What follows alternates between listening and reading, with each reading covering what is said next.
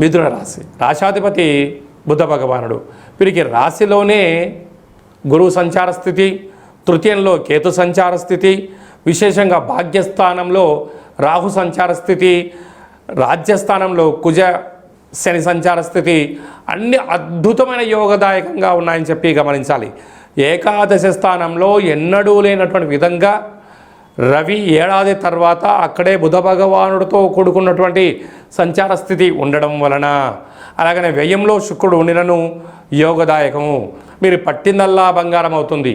వృత్తులలో, ఉద్యోగాలలో, వ్యాపారాలలో విదేశాలకు వెళ్ళాలి, విదేశ వస్తువుల యొక్క కొనుగోలు చేయాలి, షేర్లు, క్రయ విక్రయాలు, పెట్టుబడులు ఆకర్షణీయమైన జీవితంగా ఉంటుంది.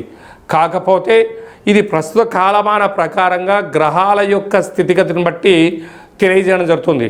అదే మీ వ్యక్తిగత జాతకంలో గ్రహాల యొక్క